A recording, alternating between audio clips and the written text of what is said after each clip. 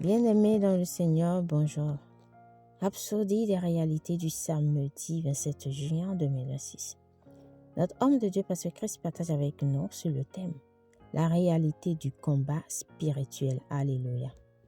Notre verset d'ouverture est tiré du livre de Éphésiens 6, verset 12. Car nous n'avons pas à lutter contre la chair et le sang, mais contre les dominations, contre les autorités, contre les princes de ce monde de ténèbres, contre les esprits méchants dans les lieux célestes. Gloire à Dieu. Suite à notre étude précédente, notez que notre écriture d'ouverture ne s'arrête pas à « car nous ne luttons pas ». Au contraire, il nous a dit à qui nous sommes confrontés. Cela signifie que si vous le réalisez ou non, il y a une guerre. La vie est spirituelle et nous sommes engagés dans un combat spirituel. Alléluia. Mais ce qui est beau, c'est que dans cette guerre, vous n'êtes pas une victime, mais un vainqueur. 1 Jean 4, verset 4 dit « Vous êtes de Dieu, petits enfants, et vous les avez vaincus, parce que celui qui est en vous est plus grand que celui qui est dans le monde. » Les adversaires auxquels nous faisons face aujourd'hui ne sont ni nouveaux, ni différents de ceux qui existaient à l'époque biblique. Les mêmes forces démoniaques qui s'opposaient au peuple de Dieu à l'époque de Moïse, des prophètes et des apôtres opèrent toujours dans le monde aujourd'hui. Ces esprits ne sont pas reproduits ni évolués vers une nouvelle génération. Leurs méthodes et opérations sont restées essentiellement les mêmes. Si vous souhaitez comprendre la structure, les activités et les stratégies des forces sataniques, la source d'information la plus fiable est la Bible. Les Écritures fournissent l'aperçu le plus clair des réalités spirituelles. Lorsque vous étudiez attentivement la Bible, vous découvrez qu'il y avait de nombreuses activités spirituelles, même dans l'Ancien Testament, même si les gens ne se rendaient souvent pas compte de ce qui se passait autour d'eux. Par exemple, lorsque les enfants d'Israël traversèrent le désert et se trouvaient plus tard devant la mer Rouge avec l'armée égyptienne derrière eux, des forces angéliques étaient activement impliquées dans leur délivrance.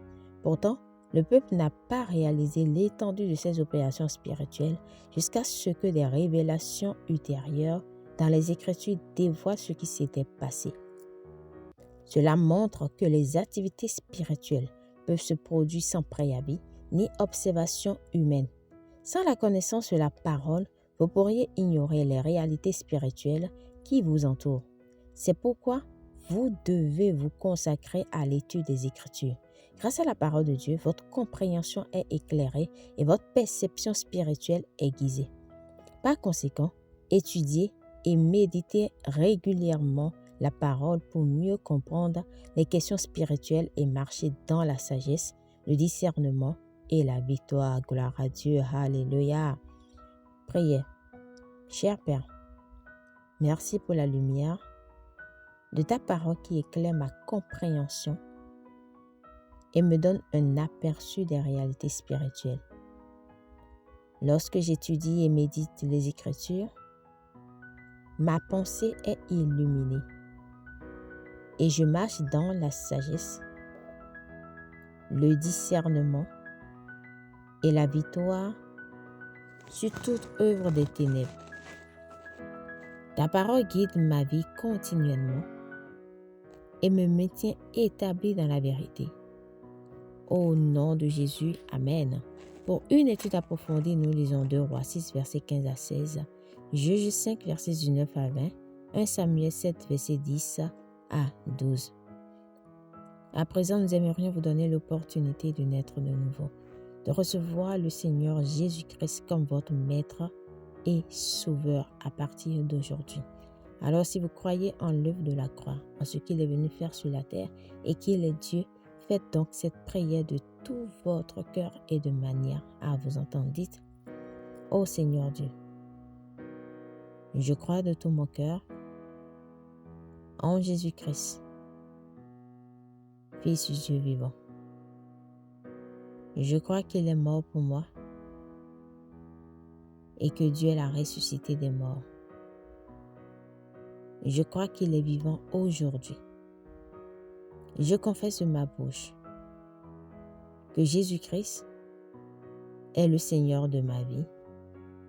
À partir d'aujourd'hui, par lui et en son nom, j'ai la vie éternelle. Je suis né de nouveau. Merci Seigneur d'avoir sauvé mon âme. Je suis désormais un enfant de Dieu. Alléluia.